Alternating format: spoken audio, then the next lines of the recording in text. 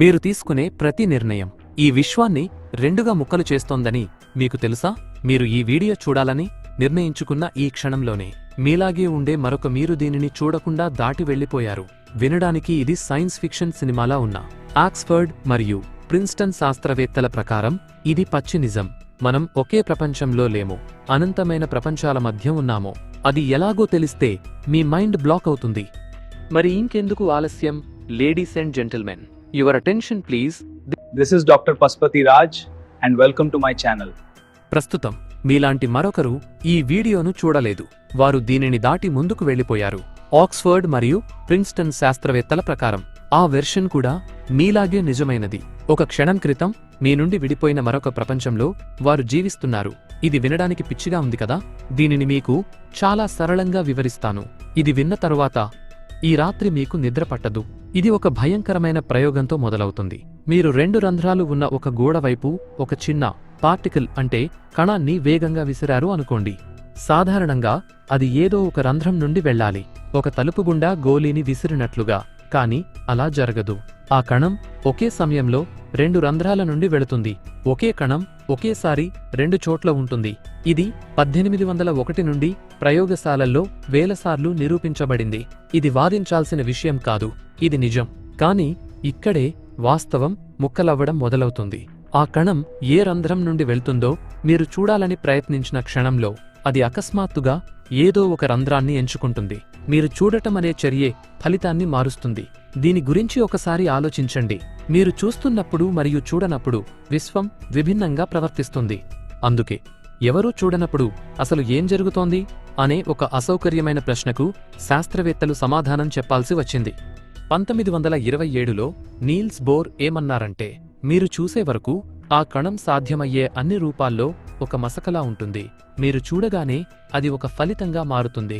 దీనిని కోపెన్ హాగన్ ఇంటర్ప్రిటేషన్ అంటారు. దాదాపు 1 శతాబ్ద కాలంగా ఇదే ప్రామాణిక సమాధానం.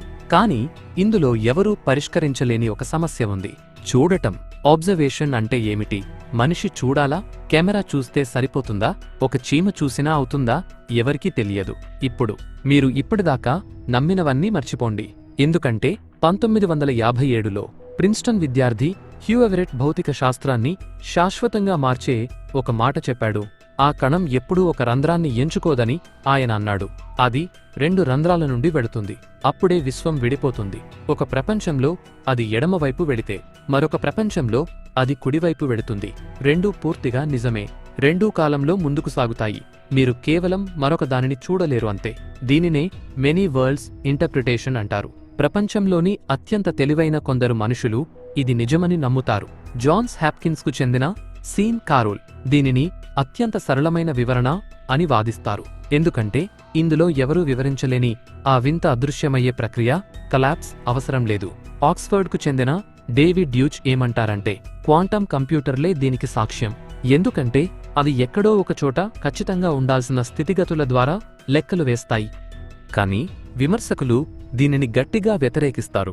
ప్రతి సాధ్యత నిజంగా జరిగితే అప్పుడు అవకాశం, ప్రాబబిలిటీ అనేదానికి అర్థం ఏముంటుంది? మీరు ఒక నాణేన్ని ఎగురవేసినప్పుడు బొమ్మ మరియు బొరుసు 2 వేర్వేరు ప్రపంచాల్లో ఖచ్చితంగా పడితే అప్పుడు 50% అవకాశం ఉంది అనడం దేనిని సూచిస్తుంది? దీనిని ప్రాబబిలిటీ ప్రాబ్లం అంటారు.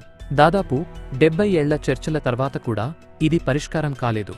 ఇక మిమ్మల్ని నిజంగా కలవరపెట్టే విషయం ఇక్కడ ఉంది. 2025 నాటికి కూడా ఏ సిద్ధాంతం సరైనదో నిరూపించడానికి ఎటువంటి ప్రయోగం లేదు. కోపెన్ హాగన్ మరియు మెనీ వరల్డ్స్ సిద్ధాంతాలు రెండూ మనం చేసే ప్రతి పరీక్షకు ఒకే రకమైన ఫలితాలను ఇస్తాయి. ఆ విడిపోయిన ప్రపంచాలు, బ్రాంచెస్ ఒకవేళ ఉంటే అవి డీకోహెరెన్స్ అనే ప్రక్రియ ద్వారా వెంటనే ఒకదానికొకటి కనిపించకుండా పోతాయి. ఇది నిరూపించబడిన ఫిజిక్స్. కానీ తెలియని విషయం ఏమిటంటే, ఆ విడిపోయిన ప్రపంచాలు అలాగే కొనసాగుతాయా లేదా మాయమైపోతాయా అనేది.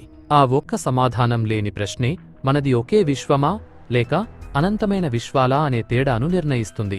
హ్యూ ఎవరెట్ తన ఆలోచనకు గుర్తింపు రావడం ఎప్పుడూ చూడలేదు. ఆయన ఫిజిక్స్ వదిలేసి 1982లో 51 ఏళ్ల వయసులో చనిపోయారు. ఈ రోజు ఆయన సిద్ధాంతం కోపెన్ హాగన్ సిద్ధాంతంతో పాటు భౌతిక శాస్త్రవేత్తలు ఎక్కువగా నమ్మే 2 ప్రధాన సిద్ధాంతాలలో ఒకటిగా ఉంది.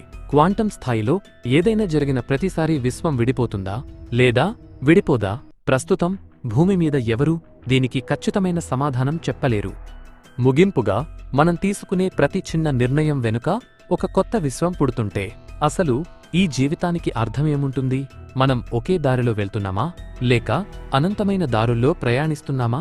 ఈసారి మీరు ఏదైనా నిర్ణయం తీసుకునే ముందు ఒక్క నిమిషం ఆలోచించండి. ఎక్కడో ఒక ప్రపంచంలో మీలోని ఇంకొకరు దీనికి భిన్నమైన నిర్ణయం తీసుకుని ఉండొచ్చు. ఈ ఛానల్ని ఫాలో అవ్వండి, ఎందుకంటే సైన్స్ ఇంత వింతగా మారినప్పుడు వార్తలు దానిని తప్పుగా తిప్పికొట్టకముందే ఎవరో ఒకరు దానిని విడమర్చి చెప్పాలి. ఇప్పుడు నిజాయితీగా చెప్పండి, ఒకవేళ మీ యొక్క అనంతమైన వెర్షన్లు ఉండి ప్రతి సాధ్యమైన నిర్ణయాన్ని తీసుకుంటుంటే అది మీ నిర్ణయాలను మరింత అర్థవంతం చేస్తుందా లేదా పూర్తిగా నిరర్ధకం చేస్తుందా? ఈ ఆలోచన మీకు ఆశ్చర్యాన్ని కలిగిస్తుందా లేక భయాన్ని కలిగిస్తుందా? కామెంట్స్లో చెప్పండి. మీకు నా వీడియో అండ్ నా ఎక్స్ప్లెనేషన్ నచ్చినట్లయితే ప్లీజ్ లైక్ అండ్ షేర్. రెగ్యులర్గా నా వీడియో అప్డేట్స్ కావాలనుకుంటే మాత్రం తప్పకుండా మన ఛానల్ని సబ్స్క్రైబ్ చేసుకోవడం మాత్రం మర్చిపోకండి. ఈ టాపిక్ మీద మీ అభిప్రాయాలను కింద కామెంట్స్ రూపంలో షేర్ చేసుకోండి. మీకు నా వీడియో అండ్ నా ఎక్స్ప్లెనేషన్ నచ్చినట్లయితే ప్లీజ్ లైక్ అండ్ షేర్. రెగ్యులర్గా నా వీడియో అప్డేట్స్ కావాలనుకుంటే మాత్రం తప్పకుండా నా యూట్యూబ్ ఛానల్ని సబ్స్క్రైబ్ చేసుకోవడం మాత్రం మర్చిపోకండి. అలాగే పక్కన కనిపిస్తున్న గంట సింబల్ని నొక్కినట్లయితే నేను ఎప్పుడు నా కొత్త వీడియోని అప్లోడ్ చేసినా అది మీకు నోటిఫికేషన్ రూపంలో మీ మొబైల్కి వస్తుంది. Thanks for watching and thank you all.